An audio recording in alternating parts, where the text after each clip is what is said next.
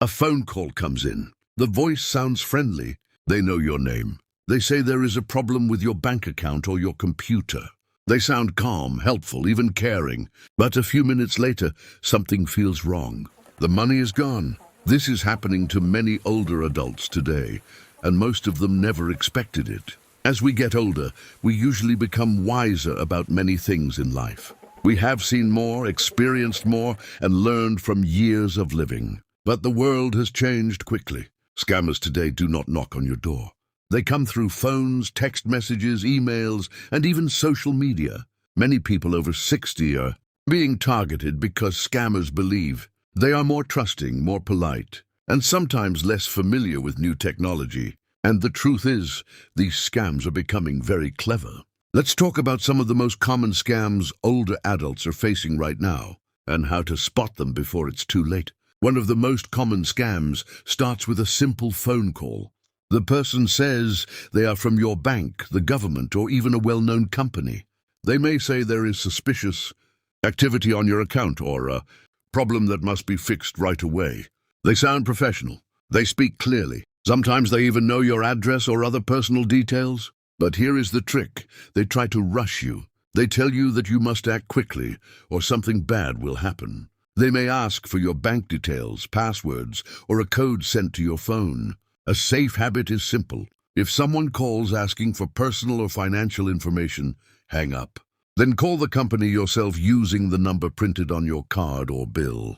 Real companies will never rush you or pressure you. Another scam often comes through text messages or emails. You might see a message saying your package could not be delivered, or that your account needs to be verified. It may include a link that asks you to sign in or enter personal details. Many older adults click these links because the message looks real. But scammers design these messages to look like they come from trusted companies. A safer habit is to never click links from unexpected messages. If you want to check something, go directly to the official website instead. There is also the grandchild scam, and it has fooled many kind-hearted grandparents. A call or message arrives saying a grandchild is in trouble. Maybe they were in an accident. Maybe they are stuck somewhere and need money fast.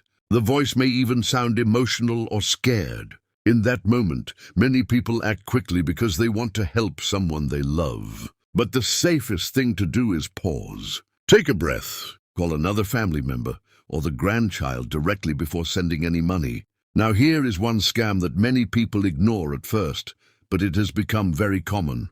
Someone contacts you online and slowly builds a friendship. They may send kind messages every day. They ask about your life, your hobbies, your memories. Over weeks or even months, the relationship feels real.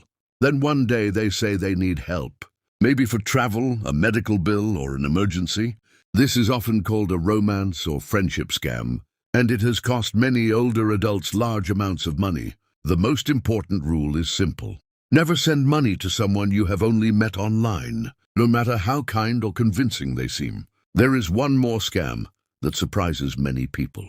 It involves fake tech support. You might see a warning on your computer screen saying there is a virus or a serious problem. A phone number appears telling you to call for help.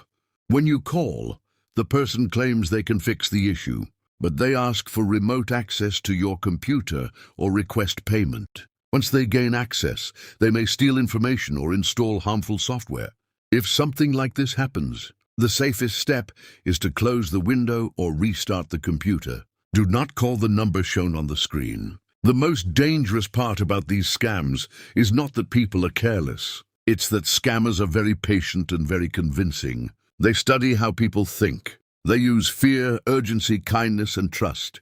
The best protection is slowing down. If someone pressures you, asks for money, or requests personal information, take a step back. Talk to a trusted friend, family member, or someone at your bank. No real company or government office will ever demand immediate payment. Secret transfers or private codes. Being careful does not mean being afraid. It simply means giving yourself time to think before acting. If this video helped you understand these scams a little better, consider subscribing for more simple tips that help make life safer and easier as we grow older.